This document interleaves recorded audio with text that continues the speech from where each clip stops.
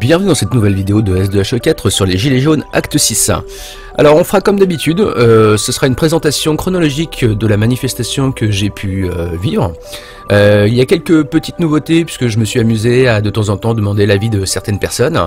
Et j'ai fait un petit peu plus de vidéos pour que on se rende un petit peu mieux compte du mouvement et de ce qu'on peut y vivre et de ce qu'on peut traverser. Comme d'habitude, voici un petit plan de découpage de la vidéo pour aller au moment fort pour les gens qui souhaiteraient accélérer un petit peu le mouvement. Et puis pour les autres, bonne vidéo et puis à bientôt pour le débrief de l'ensemble des actes.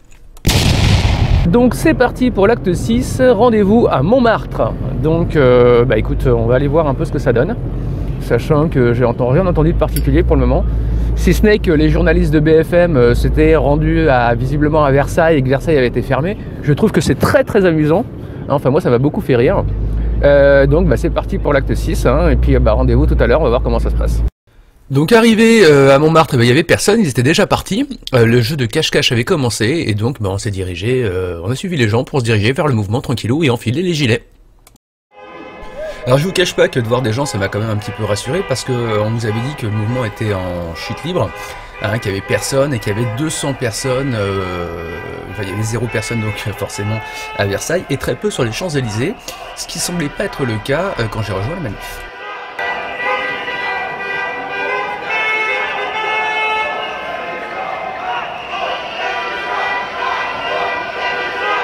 La dernière fois j'avais rencontré Dark Maul, et là j'ai rencontré Catwoman qui était quand même sacrément équipée.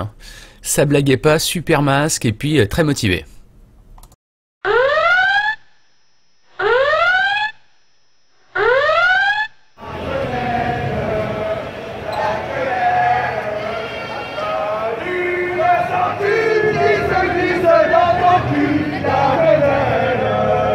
Bon, aparté obligatoire sur le chant des partisans, repris avec le célèbre thème maintenant de Dieudonné la quenelle. Donc les paroles c'est Manu la sens-tu qui se glisse dans ton cul la quenelle. Alors si c'est un geste antisémite, il va falloir m'expliquer pourquoi et comment. Parce qu'a priori c'est pas chanté par des néo-nazis et que c'est plutôt bon esprit bon enfant et c'est pour dire Manu va te faire enculer.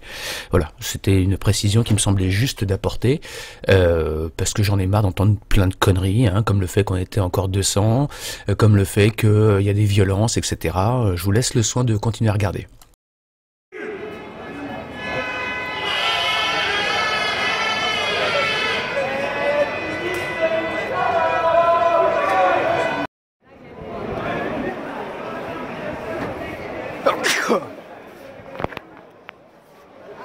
Bon, à peine arrivé, ça fait 5 minutes, déjà ça sent le gaz, ça pique le nez. Donc on va voir. On vient te chercher chez toi, Emmanuel Macron, protecteur de plomb, on vient te chercher chez toi.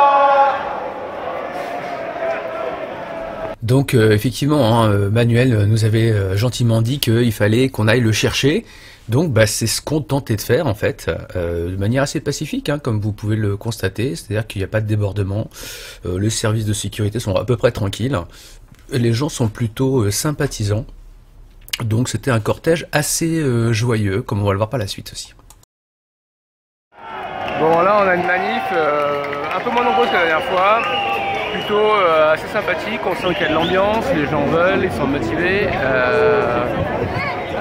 Voilà, donc on va voir ce que ça donne, mais il y a déjà quelques tensions, un petit peu de gaz, donc on a bougé, pour pas faire de provoque. Beaucoup de journalistes, et voilà, on va voir.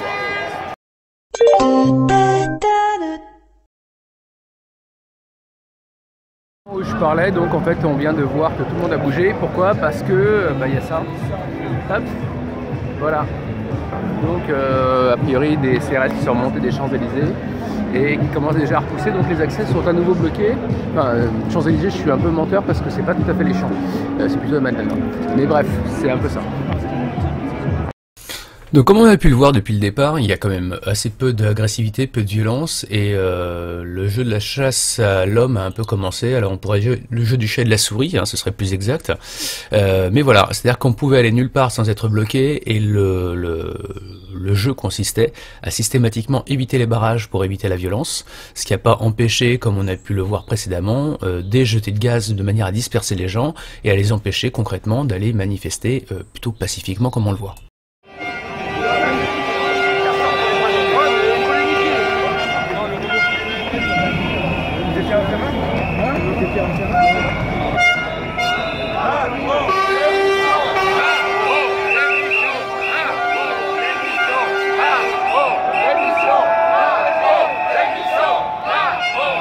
Donc comme on peut le constater, hein, alors qu'on est boulevard Haussmann, qu'on bloque les voitures, qu'on prend au fur et à mesure en fait les différentes artères parisiennes pour bien faire chier, hein, soyons clairs, pas de violence, pas de casse, absolument aucun type de débordement particulier, vous avez de tous les socio-styles possibles et imaginables dans cette manif, et force est de constater qu'il n'y a pas de débordement. Hein. On va voir plus loin que les gens sont enfermés un petit peu dans les magasins, mais il n'y a eu aucune casse et les gens discutent, il y a même l'armée du salut un peu plus loin, enfin, je vous laisse continuer à observer. Sur les images, il ne doit pas être loin de 15 h, donc on est toujours du côté du boulevard Haussmann. Donc je vais vous laisser le temps de regarder un petit peu effectivement le fait qu'on vous ait largement menti sur le fait qu'on était très peu, que la mobilisation faiblissait, c'était l'inverse au fur et à mesure de la journée.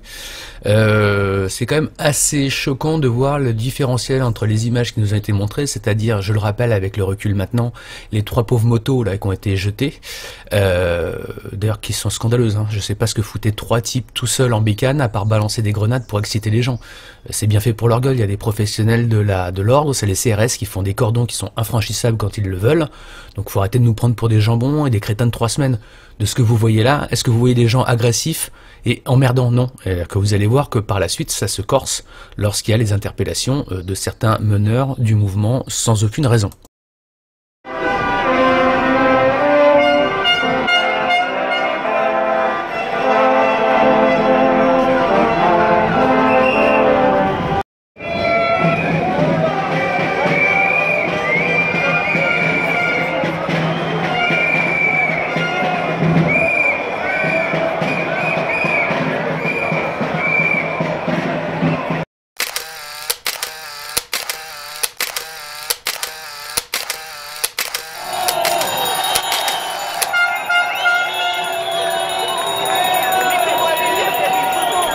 Alors mon téléphone a malheureusement pas pu filmer l'ensemble de la session, mais là-dessus vous avez la personne de gauche, donc un groupe d'asiatiques, qui chante Macron démission et qui a l'air de bien s'amuser, ce qui a fait rire tout le monde et dans une très bonne ambiance. Donc c'est vrai qu'on a fait très peur aux gens qui faisaient leurs courses ce jour-là. On est des affreux antisociaux, on fait perdre le boulot des gens, etc. etc.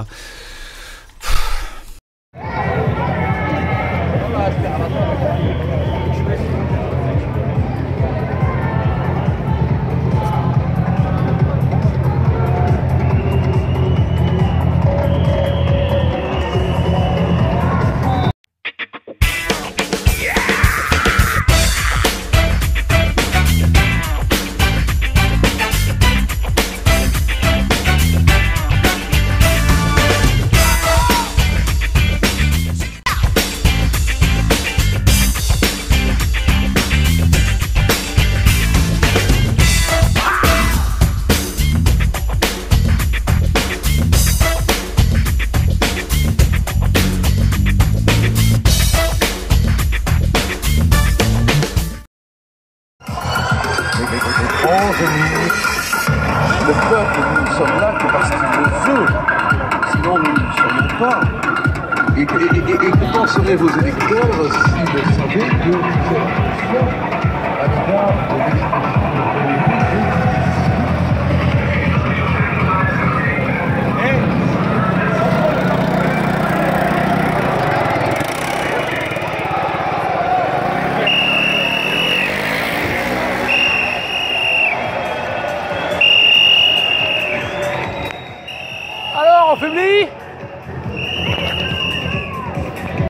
Alors, je pense qu'il va y avoir un peu de pisse dans la rue.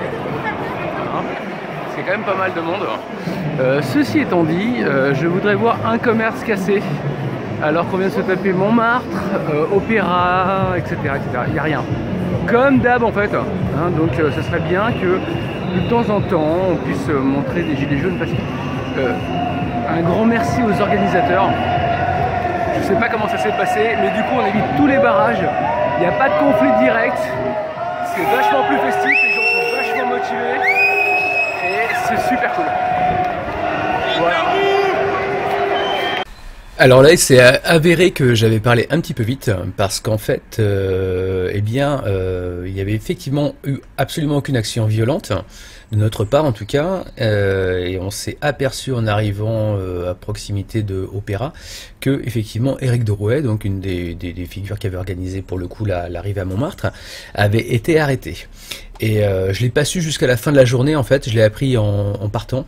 Et donc on va voir par la suite effectivement qu'il y a eu des tensions qui se sont créées alors que jusqu'à preuve du contraire, le mouvement était absolument tranquille et que les gens étaient arrêtés, ben, vous le savez maintenant, pour des motifs tout à fait aléatoires. Je suis obligé de commenter les vidéos qui vont suivre. Il y a eu une tension qui a commencé à monter à partir de cet instant-là. On était donc rue de Rivoli, où vous avez donc des CRS qui ont commencé à vouloir essayer de choper les mouvements par derrière, à les séparer, ce qui a commencé à fortement énerver les gens qui se faisaient suivre depuis un petit moment. Et donc il y a eu quelques débordements et vous allez voir que c'est loin d'être fini, puisqu'effectivement on était dans un instant à peu près tranquille et donc les gens commençaient à se rendre compte qu'il y avait des arrestations qui se produisaient un peu partout et puis on essaie absolument d'empêcher la progression de ce mouvement vers les Champs-Élysées.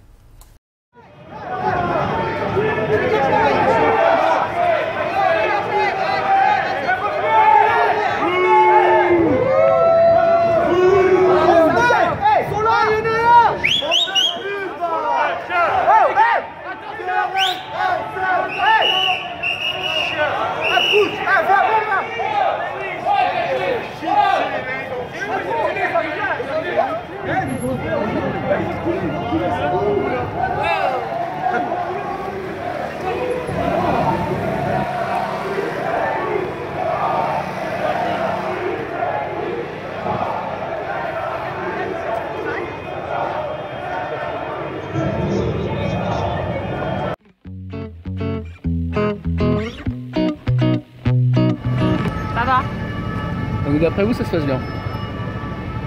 Ah oui, non. C'était relatif quoi. Pourquoi vous êtes parti d'où à où? Montmartre. Ouais. Ensuite on a fait pas mal de chemin et puis du coup bah, on se retrouve là, on se fait un peu taser, gazer. Ah oui? Ouais. Mais non. Si, si, si. Pourtant vous faites rien de mal là. Là Ils non. sont agressifs, ils sont pas gentils. Non, je sais pas, Ouais. je sais pas si c'est exactement ça, mais oui. Et du coup, qu'est-ce que vous faites? Ah non mais arrêtez. Non mais qu'est-ce que vous... Lorsque j'ai pris ces images, j'ignorais totalement ce qui s'était passé. C'est-à-dire que d'un coup, on s'est fait complètement gazer donc au niveau de la mairie de Paris. J'ignorais que les gens étaient partis demander la libération d'un des leaders du mouvement, Éric Drouet, donc vers l'hôtel de police. Et on s'est fait sauvagement repousser à coups de gaz, à coups de charge et autres, alors que la majorité des gens ignoraient pourquoi ça se passait comme ça et qu'ils ont gazé la place où il y avait des enfants présents hein, quand même.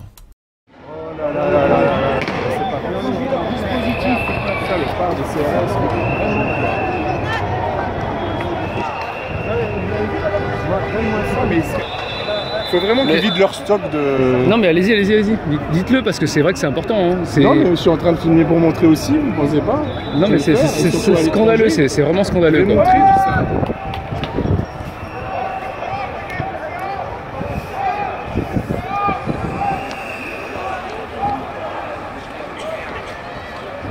Il y a des voitures et ça qui passent. Non mais ils en ont rien à foutre, franchement il y a même des gens là-dedans là. Il y a des gens qui sont en train de faire leur truc là pour les gosses etc. C'est vraiment scandaleux quoi. Ça va beaucoup trop loin. Alors voilà, hein, donc la cavalerie est lâchée, là ça va être la fin des haricots, hein, puisque tout le dispositif de police et sécuritaire se lâche. Ordre est donné visiblement de charger à tout va. Bon, comment vous dire, voir la façon dont les choses se passent, c'est vraiment un scandale.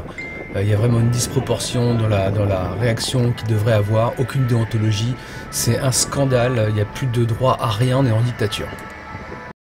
Je suis désolé de le dire comme ça, mais ces enculés de flics, ils ont eu leurs 300 balles de prime grâce à nous.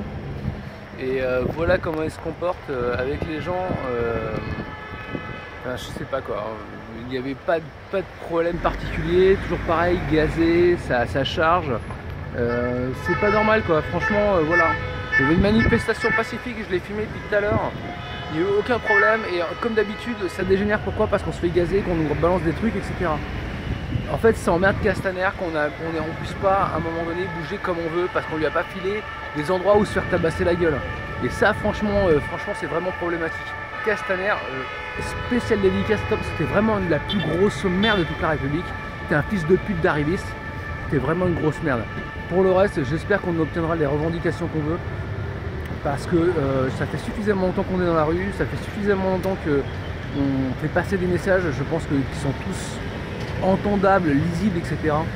Et je crois que malheureusement pour vous, c'est pas prêt de passer et qu'on aura gain de cause quoi qu'il arrive. Au pire des cas, moi je vous donne rendez-vous tous en mai, quoi, où j'organiserai quelque chose.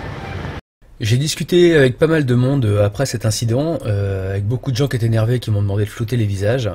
Il y a eu de la casse forcément, parce que les gens étaient énervés, ça se comprend très largement.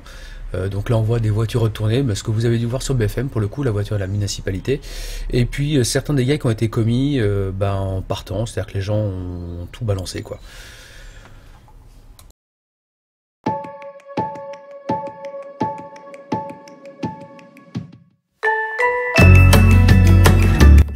Il est temps de conclure et terminer sur des notes qui n'ont pas été très joyeuses finalement, a posteriori surtout. Il y avait une manifestation très intéressante, il y avait des gens très bien, c'était plutôt positif. Et on a retenu que de la merde, que 4 connards en moto qui se sont soi-disant fait agresser alors qu'ils ont passé leur temps à emmerder les gens toute la journée. Des arrestations arbitraires, on se croirait en République démocratique du Congo, j'exagère à peine, ou en Union soviétique d'il y a 50 ans.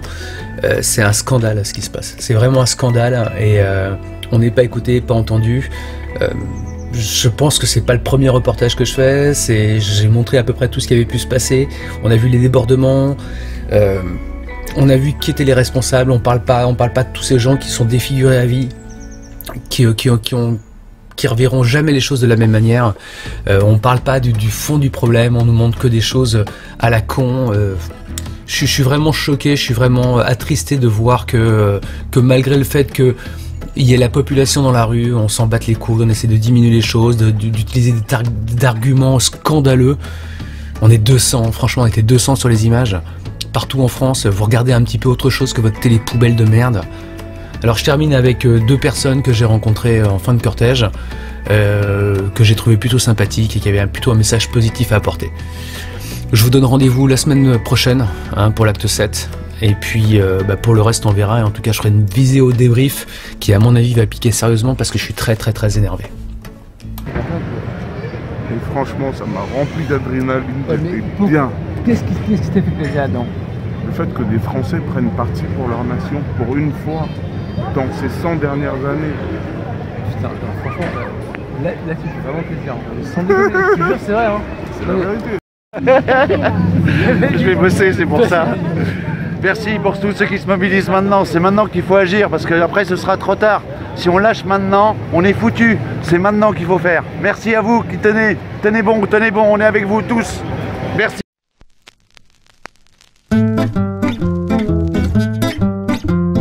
Quand il taxe le fioul, qu'il taxe le gasoil, le Macron, il nous parle ravi de l'écologie, ce petit con.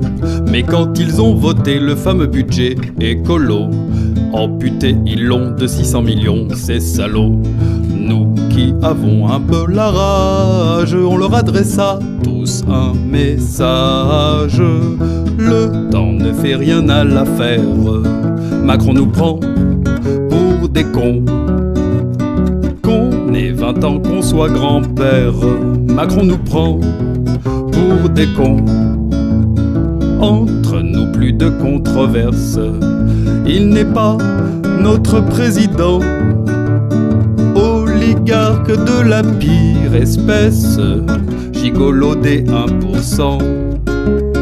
Oligarque de la pire espèce, gigolo des 1%.